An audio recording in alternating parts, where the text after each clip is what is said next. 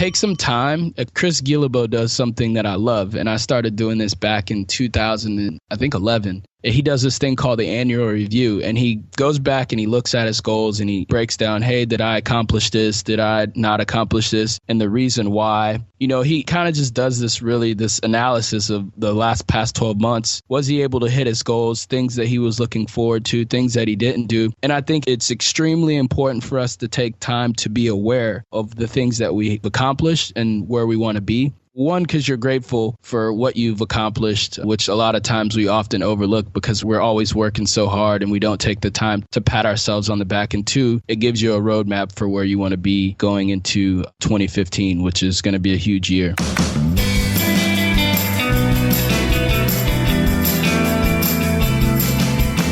Welcome to Star of the Doubts. I'm your host, Jared Easley. Normally we have a co-host, and that is typically Kamanzi Constable from KamanziConstable.com. He's out today. Unfortunately, his grandfather passed away this week, and that's not been a good situation for him and his family, and that's unfortunate. But that said, we're still excited because today I get to chat with my man Vernon T. Foster II. What's up? He's at Vernon Foster on Twitter. And Vernon has actually been on the show before. He co-hosted when we had a chat with Francis Biondi from MasterChef. I did. So, Vernon, you're an event dude. You got a killer podcast over at Event Supremacy. And you are the chief podcasting officer at PodParrot. We're going to talk about some of this stuff today. You got a few things going on. You got the Stock Shop, and then you're the co-founder of Alliance Events. You love to speak and educate and travel and philosophize and connoisseur of reasonable cigars, so on and so forth. And dude, you are dressed to a T in your Twitter image. For anybody who hasn't seen you on Twitter, man, when they see you, they're going to be like, dude, this guy's big pimping. So Vernon, welcome back to the show. Thanks, Jared. Thanks for having me, man. It's always a pleasure to hang out with you and kick it, man. So thanks for having me on the show. I'm honored. So Vernon, you're an event guy. That is no secret. And you know this is coming. What's the best concert that you've ever been to? The best concert? Man, that's hard because I'm like a huge music guy, and conference-wise, like I do a lot of events. I'd have to say Grizz. It was a show that we did this year. One of my other companies, Alliance Events, it was Grizz. We were one of the first people to bring him to Orlando. He plays a saxophone with and does like a live electronic set with like a sax in the back. So it's kind of like that cutting edge. It's electronic, but at the same time, it still has the live music feel to it. It's very jazzy, very funky. And I'd have to say that was probably my favorite show this year. All right. So for someone who hasn't heard of Grizz, they could just go on YouTube or Spotify and look up Grizz. How do you spell that? And then what do they want to look up? Griz. And okay. He actually just put out a new, depending on when this episode launches, he actually just put out he's coming out with a new album, but he came out with a new single called A Fine Way to Dine. And cool. Well, this episode will come out right before Christmas. So does he have a Christmas album? That'll be their early Christmas present. So they do have one. Well, his single's out. It's up on his SoundCloud for free. So his album doesn't drop until the spring. Oh, no worries. Okay. Well, that's pretty sweet. Vernon, you mentioned Alliance Events. So why don't we just start right there? For those who don't know you and don't know all the amazing things that are going on, let's start with Alliance Events. What's that about? Well, that was a company that I launched going on 4 years now, that I launched with 3 partners of mine. We're all kind of music fans and DJs. I've been DJing for 10 years. A lot of people don't know that. I don't do much of it now, but the idea was to create a company to kind of boost up the music scene here in Orlando, because there wasn't a lot of electronic shows. There wasn't a core base of music and events going on. And we wanted to be the people to do that, to spearhead it. So we got together, we mastermind on kind of an idea of how we could do it. We started this night called Ignition at a very popular club that has a long history in the dance music scene at Firestone Live. And we did a party there for 3 years, man. We started out with nothing and we built it up to, at its peak, we were doing like 1,200 people every week. Wow. Which is kind of crazy. And then we got into the point where we started bringing in headliners. We've had people like Paul Van Dyke all the way to, guys like Grizz. So the music spectrum is very vast, and we're blessed with the opportunity to be able to work there and grow our company. Since then, we've grown our company. We have 2 tours coming up next year. The guy Hodor from Game of Thrones. I don't know if you watch that show. Do you watch that, Jared? I personally don't watch it, but I am familiar with it because I've been to SuperCon and different things like that. So I know about it. I just don't watch it. He's one of the main guys, Hordor, and he's a DJ. Yeah. Christian Dior is his name. So we're doing bigger stuff now. So we're not doing weekly events in terms of the music stuff. We've scaled it up to do full-scale tours. So we're doing a tour with Hordor. It's called Rave of Thrones. And that's like a 4 or 5 city tour. And then we're also doing Keys and Crates right after that in January. So it's been fun, man. It's been great growing a company from nothing. I mean, we've done over 100 live events. You know, we've built our brand. People know who we are, and we've got the experience under our belt. And that transitioned. I kind of took that and the information I learned and kind of transitioned that into the business world, because events are events are events, right? It's all the same thing. And it's about getting people through the door and butts and seats. And I've been able to do that with the podcast and consulting on different events. And so, yeah, it's been fun, man. So, Vernon, you've got an outstanding podcast called Event Supremacy. It's, 70-plus episodes at this point, or right around that neighborhood. That's and cool.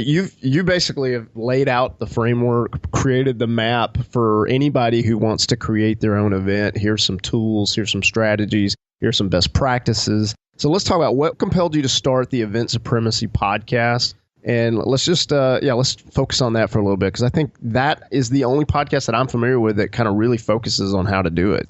Yeah, there was, I originally started podcasting back in 2013, actually. I had a podcast called Live by the Beat, and it was an epic failure.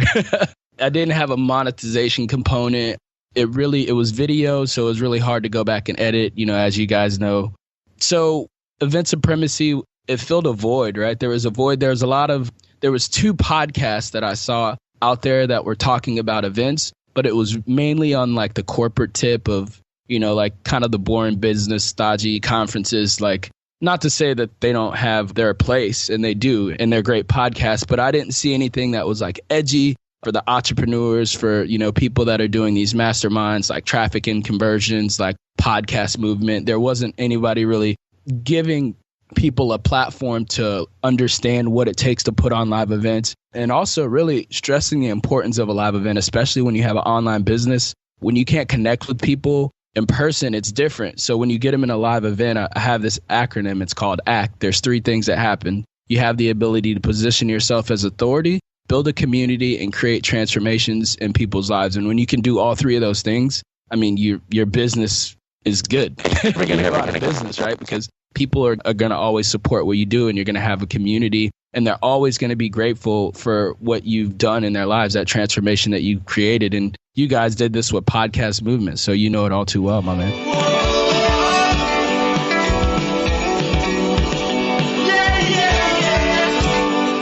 I do, Vernon. I've seen the power of events. I mean, I've actually attended events and knew, man, that these events are the greatest thing in the world to go and network, to go, just connect with other like-minded people, to be encouraged, to learn. Absolutely. And then, and then the process of actually putting on our own was just eye-opening. I mean, Vernon, a year ago-ish, I mean, I just had a podcast and almost nobody cared. And then we did podcast movement. We were very fortunate to have some success with that.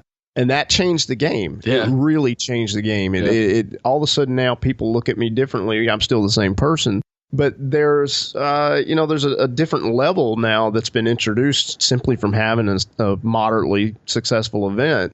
Well, let's say moderate. I mean, it was pretty successful. It was. So, you guys did a phenomenal job. And I'm not just saying that because I'm your friend and I love you guys, but like I was blown away by first year conference. You guys definitely had it together, man.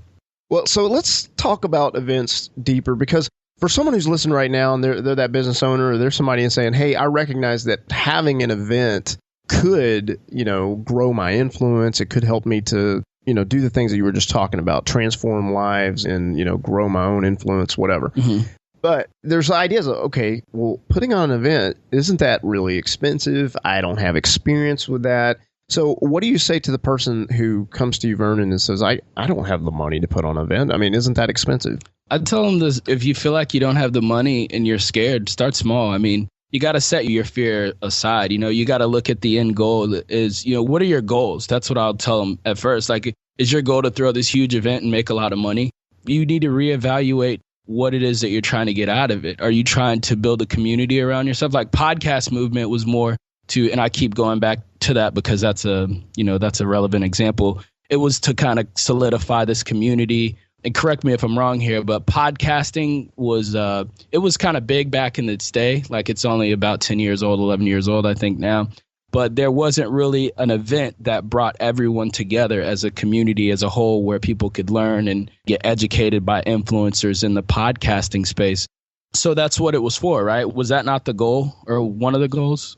Yeah, I think it's just podcasters wanted their own event. Yeah, and there wasn't worked hard to create it. Yeah, there wasn't a go-to podcast event, so you guys built that. So for the person out there who wants to, start their own event, what are your goals? What are you trying to do? Are you trying to put out a book? Are you trying to leverage yourself? Are you trying to become an authority in your own space? You can start small. I mean, you can do a local meetup. You can get on Meetup. I think it's like $30 or something a year. Start a little meetup. Start small. Start getting the word out there. Print up some flyers. Don't be shy. Go around and hand them out. You can start speaking. I mean, speaking's huge, obviously. You can start a podcast. I mean, there's just so many ways to do it where you don't have to mortgage your house in order to be successful. Start small. If you have some partners, I'd recommend getting a team together because it's definitely not something that if you're going to do it on a larger scale that you want to be doing on your own. You're going to have to outsource some stuff or you're going to have a team involved and stick to the vision, man. I mean, it may take a year, it may take 5 years, it may take 10 years. But if you stick to the vision, it has the ability to give you something that no one else will have. Like if you're the only guy doing a podcasting event or if you're the first to market and you're the only one doing a YouTube focused event, how to become, a badass on YouTube, how much more is that going to put you ahead of everybody else that's in your space? Like it's huge. No doubt. Okay. So for the person who's thinking, okay, I want to do an event, you've sold me on this idea of doing an event, but my fear is that how am I going to get people to actually come? So, I mean, let's talk about that. You mentioned flyers and stuff. Is it realistic, for some people to go out and pass out flyers? Maybe. But let's talk about different strategies people could use if they're new and they're trying to get the word out. I always kind of go back to the basics. A lot of the events that we did in live music, I mean, it was flyering on the streets. It was spreading the words. It was getting local influencers involved. If you can get certain key people involved to talk about your event, to speak at your event, that's always a great way. Building an email list. A lot of people may not be familiar with email marketing, but, you can go to Aweber, you can go to Constant Contact. A lot of these places have resources where you can really dig in and see what it takes to build an email list. I'd set up, go to Namecheap.com, get a domain, set up an email autoresponder list with Constant Contact or Aweber, and you can start driving traffic to an event sales page. And you don't have to have the actual buy button up just yet. You can just have information. It'd be cool to put together maybe a little video talking about what it is that you're going to do. There's this really cool event in Fargo called the Misfits, and they really took the time to encapsulate what their event was all about in this like 1 minute and 45 second promo video. And people go to this landing page and they see that. They're like, man, I want to be a part of that. And they'll give you their email. And then you continue to market throughout the year to them. The other thing, like I said earlier, is we call this event prototyping. So if you may not know, it's just like any business. If you're going to start, you want to make sure that there's a demand. You guys did this really well with Kickstarter. You put a Kickstarter out there and put the link out, put the word out, got influencers involved. There's influencers that were speaking like Shirini and all these other big guys. And people were like, hey, I want to buy into this. I was actually one of the people who I didn't even know you guys then. I didn't even know you then. And I was like, hey, this is badass, dude. Like, I want to be a part of this. This is a movement. So you can, there's a lot of different ways you can start, but start small, prototype it, and, use something like meetup.com and create a little, pay that $30 a year versus paying $200,000, and having your ass on the line. It's cheaper to, pay that $30 and just to put the word out there, get local influencers involved and see if people are feeling it. If they're not, then maybe it's not a good idea. If they are, then you can scale it up. All right, Vernon. So one of the ladies we just had on the show recently, her name is Abby Unger. She just wrote a book about how to make money with Facebook groups. And let's pretend that Abby's like, you know what? I've got enough sales in this book. I've got enough people talking to me. Obviously, she had a proof of concept to write it. Now she wants to do a one-day event in her city. Okay. Now, what advice would you give to that person who wants to do that one-day event? All right, we know that you could put up a meetup page, but now we're ready for an actual event. And we'll say it's 100 people. So what are you saying? Okay, yeah, easy. Just use Eventbrite. What would you say to someone over coffee who's wanting to do that one-day event for 50 to 100 people? Scout out locations and, see what's feasible for your budget. Obviously, well, before that, have a budget because you're going to need a budget. Scout out. So you got to be able to get a secure location. Absolutely, absolutely. You can look at, for 100 people, you can do something like a hotel conference room. You can find like something that Chris Guillebeau does really well. And this may be on a little bit of a larger scale, but he uses a theater. I think it's Portland. Yeah.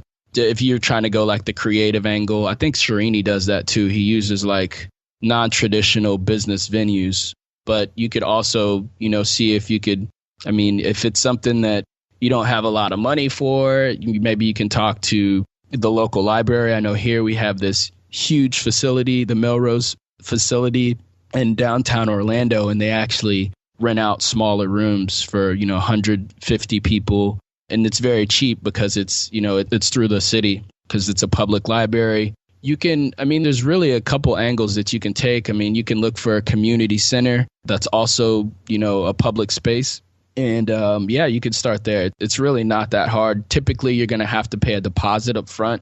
They're going to want to see that you have some skin in the game and that you're serious. And then you're going to also, at that point, you'll want to start looking for AV and lighting and getting quotes. I recommend, if you can, going outside of the hotel because it's usually more expensive if you're using the people that they have on site. No, that's totally true. Okay, is there like a website where people can go to look for event spaces you're familiar with? There was one that I saw. I can't remember off the top of my head. Let me see if I can find it really quick. In the meantime, Event Up. You can check out Event Up. That's one they have. Atlanta, Denver, San Francisco. They have like more of the major markets, but if you're in like a smaller market, you can just Google around. Just Google event space, your city, event space, Orlando, event space, Sanford, if you're in a smaller town. The bigger cities are going to be easier because there's obviously bigger space and then there's more competition. San Diego, Vegas, Orlando are usually, great spots. Also Dallas too, just because strategically where they are in the part of the country and the kind of the ambiance that they put off. Oh, that's cool. Eventup.com. Okay, and if for some reason EventUp doesn't cover the listeners' area, then they could take your advice, start looking around at a local library, look around at a local hotel. One strategy I'd love to hear your opinion on is maybe look at what other groups are doing. If you have a WordPress community or Toastmasters or something, where do they have their meetings? Yeah, Toastmasters. I know you're in it for a while, Jared, and so was I. They use like a community facility. So, it's a really reduced rate. I think they pay, it has to be less than $100, Right. So, but that could be a clue is where some of these other groups are meeting. And if you can find out where they're meeting, that might be a reasonable spot to have your event as well. Another idea, Jared, I just popped in my head. If there's startups wherever you're at, and in creative spaces like photography studios and stuff like that, you can definitely look into that. And it gives it a different ambiance. It gives it a different feel. It's not just a boring corporate stodgy business event. If you're trying to create something edgy, and maybe that's not a 100-person event. Maybe that's something that's smaller that you're trying to scale up, like Misfits or something. Well, Creative Live, if anybody ever watches a Creative Live, it's just like a little studio, and people are just sitting around little stage, basically. Mm-hmm. There's these guys out in Las Vegas. They do a podcast. Their company is called Ticket Cake, but they do like the Vegas startup show or something like that. They actually do it in their apartment. They invite everybody over, and it's really cool though.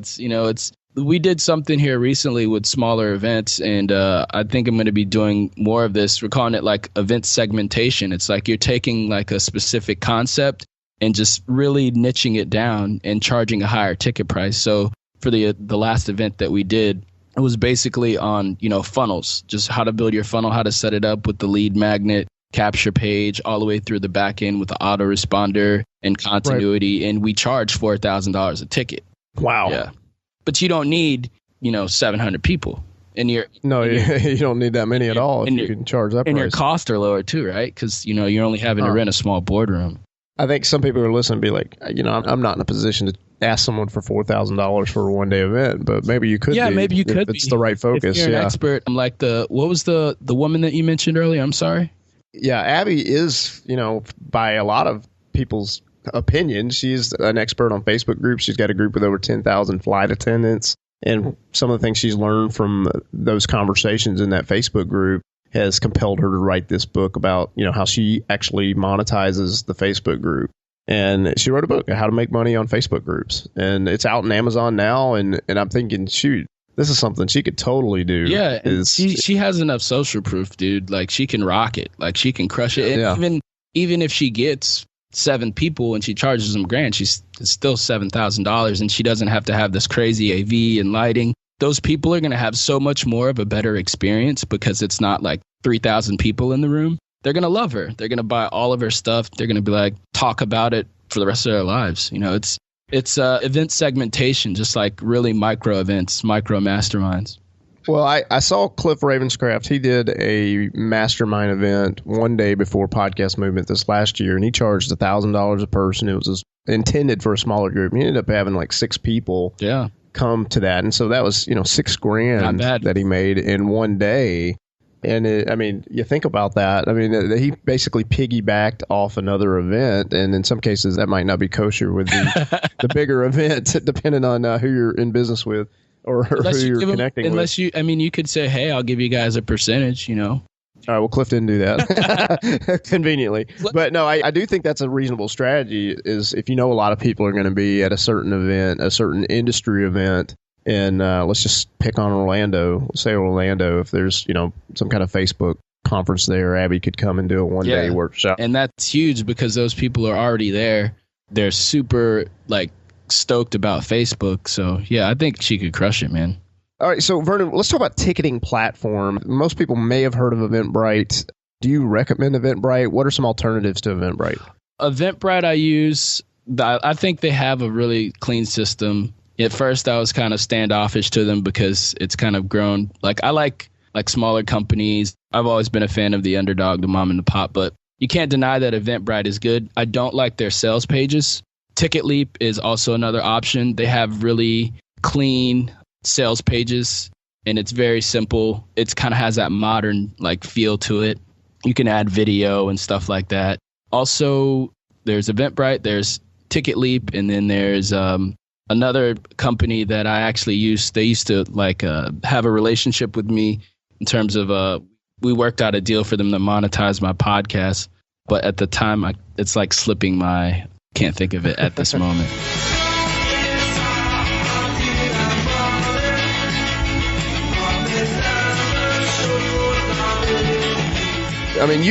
We mentioned this earlier, you've got the Event Supremacy podcast. So let's talk about that for a minute. We talked about why you started it. What is some of the better advice you've gotten from 70 plus episodes of Event Supremacy? Oh, wow, man. It's really been cool to have these people on I've been blessed to be able to have Chris Guillebeau on, Pam Slim, just very knowledgeable people about, how they run their events and how they structure everything and put it together. And, I think that in people's minds, they feel like it's this crazy, monstrous, thing that they can't, this mountain, right? They'd look, right. When they think about event, they're like, I got to literally climb this mountain. And it can be that, but it doesn't have to be that. It's a lot easier than people think. And you don't have to hire, you don't have to go out and spend $5,000 to hire somebody who's going to organize it for you. You can start small. Like I said, you can start with a team, start small by prototyping, seeing if there's a demand, and then scale it up from there. I think the biggest thing is that it's easier than people think. And the most powerful thing I think you can do right now in this day and age is to have a community surrounded around anything that you're doing. And that's really one of the things that events can do. It's just not the same. It's unmatched to anything that I've seen, in terms of building a community and connecting with people. You can Skype all day, you can podcast all day, you can get on the phone, but when you're face to face, that's where real relationships are built in the hallways of these events. So, man, no doubt. I can testify to that. I mean, we did the small event this weekend, Podcast Florida, and Lou Mongello from Walt Disney World Radio and I, we put that together, and we were wondering, Vernon, are we going to be able to get 20 people to this thing? Mm-hmm. And we had to just put our necks out there, try our best, and the ultimate results, we had over 70 people that came to a one-day event. We had over 70 podcasters come to a small state-wide podcasting event, and it was so encouraging. But it was exactly what you described. It was just being willing to try something different, being willing to put it out there, being willing to get the word out the best we could within reason, and then we had that result. So I think that hopefully is a proof of concept to anybody who's listening to this saying, can I put on an event? Should I put on an event? Definitely consider listening to Vernon's podcast, Event Supremacy. And, don't be afraid to, like you said, start small and maybe have a collaboration with other folks and put it out there, and you might be surprised. And small isn't bad, Jared. I think people have this notion that, like, if you do an event and there's not 300 people in the room, that it's a failure. It's not. Like, those people are going to love you. Like, these 12 people that we had at our event, like, they're like, we had a guy come all the way from South Africa. We had a guy come all the way from Australia. And they're like, wow. Literally, like, this changed my life. Like, you have that. It's so much more of a special connection when there's less people in the room. And I think we have this notion that, like, it has to be 1 million people. It doesn't. You can always scale it up. And think about how excited those 70 people that you guys had for the podcast mastermind, Jared. Think about how excited those people are. Think about how many people that are going to go back and tell for the next event. And it's just compounding after that. Oh, man. Well said. All right. So, Vernon, before I let you go, real quick, you just recently had a chance to travel and to go away for a few weeks. How was your trip? Where did you go? What were some of the benefits of your trip? I went to Guatemala for a month, and I'd say the highlight was living in a country for another month. I've never really lived outside of the States, and you kind of get to see things from a different perspective. It gives you really a greater appreciation for the things that we have. I mean, I came back with a higher sense of gratitude, one, to be able to do that, because most people only get 2-week vacations in this country if they're corporately employed. And entrepreneurs, it's even harder for them to break away from their businesses. So I was grateful to be able to do that, and also grateful to just have this new appreciation for the things that I do have here. We live a pretty good life in America, man, compared to the rest of the world. No doubt. Vernon, what's interesting about that is while you were taking that month sabbatical, and I'm sure it wasn't a sabbatical, you were still working. Yeah, I was working. But, so taking that month of just kind of being in a different situation, different country, I actually reached out to you. You and I had a Skype call, and it felt to me like you're just sitting in your office in Orlando, but you're in Guatemala. So I think that the world is becoming a lot smaller, as even though you're in Guatemala, you and I are talking like it's an everyday thing.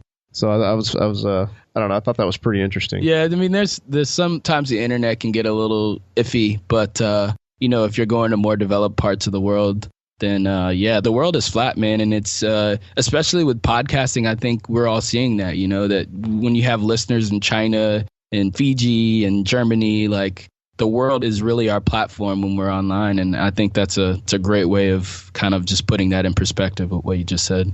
Vernon, let's start to wrap up here. Who is doing something that interests you? Who is doing something that interests me right now? The guys that I'm working with, Lo Silva and Tanner Larson, they're pretty much my brothers now, but I started working with them this year, and they've kind of taken me under their wing and let me do some of the back end stuff. I'm going to be managing their podcast coming up that they're launching this month. But they're launching this whole outfit called Build, Grow, Scale, where it's literally going to be training people how to take their business to the next level, scale it up and grow it up. They actually were the ones that I put on the event, will help put on the event for that we just had, the 4K mastermind that I was just talking about. And what they're doing is extremely different than what I've seen from a lot of marketers in the past. A lot of people just try to sell you their crap, or they're just trying to shove stuff down your throat. But what they're really doing is they're opening up the doors to what they're really doing in their business. And they're giving people an inside look at, how they're generating revenue, the products that they're creating. And it's so rare. It's so rare that you see that caliber of a person that is willing to not only give, but just to be like, hey, here's our business plan. This is exactly what we do. If you follow this to a T, you can make money too, And I think I'm blessed. I feel blessed to be able to work with them. And I'm looking forward to the whole Build, Grow, Scale team. We have media buyers. We have guys that have been doing really good with T-shirts. Podcasting obviously is going to be a big part of that. There's a whole lot of stuff that's about to roll out. So I'm really excited to be working with them, and they're really doing stuff that interests me for sure. Where can people find them? You can find it at billgrowscale.com. That's the blog. Bill Gross Scale. Can you spell that? BUILD GROW. Oh, build. Okay. SCALE. Okay, cool. And then let's talk about what's the best place for the listeners to learn more about you, Vernon, and stay connected with what you're doing. I love Twitter, man, because it's kind of this direct relationship. So at Vernon Foster, that's VERNONFOSTER. Also, definitely check out the podcast, eventsupremacy.com. You can find it there. It's, nearly 70 episodes of everything that you need. You can go and listen to every podcast. Well, you don't have to listen to everyone, and you'll have everything that you need to throw your own event. Also, be on the lookout for a course that I'm dropping here. I'm putting together actually an event course inspired by Jared Easley. I've been telling you to do this for months. I know you have. And then I'm going to be talking about, over the next couple of weeks, I'm going to be doing some webinars on monetization for podcasts. That's something that we've talked about in the past too. We've seen that a lot of podcasters are, they're at that point where they want to build a business around their podcast, or people that want a podcast, they want to make sure that it's actually something that can generate some revenue for them. So I'm going to be talking about that, and that can be found at authoritypodcastformula.com. authoritypodcastformula.com. Man, Vernon, this is awesome. I might be one of your biggest affiliates for your event course. I'm serious. Okay. I tell everybody, I was like, dude, Vernon Foster. Did I mention Vernon Foster? So, yeah, I have no shame in spreading the love on that one. Hey, last question is, do you have any final thoughts for the listeners? Man, so we're coming up on this is coming out in December, right? This will be out in December? Yeah, coming out. So we're going into the new year, man. I'd say take some time. Chris Guillebeau does something that I love, and I started doing this back in 2011. He does this thing called the annual review, and he goes back and he looks at his goals and he breaks down, hey, did I accomplish this? Did I not accomplish this? And the reason why. He kind of just does this analysis of the past 12 months. Was he able to hit his goals, things that he was looking forward to, things that he didn't do? And I think it's extremely important for us to take time to be aware of the things that we've accomplished and where we want to be. So I'd recommend that everyone go to his site and check that out. I think you can get it too if you opt in his email list, but I think it's an extremely powerful exercise to one, because you're grateful for what you've accomplished, which a lot of times we often overlook because we're always working so hard and we don't take the time to pat ourselves on the back. And two, it gives you a roadmap for where you want to be going into 2015, which is going to be a huge year. Man, no doubt, Vernon. You've set some pretty big goals, and to see your progress over this last year has just fired me up, brother. So I appreciate the example and the motivation that you give to me indirectly. And yeah, I appreciate your friendship. So hopefully people go check out Event Supremacy, and look forward to some of the other courses and webinars you have coming up. Best wishes to you, and Merry Christmas to you and the family, man. Thanks, Jared. Likewise, my brother.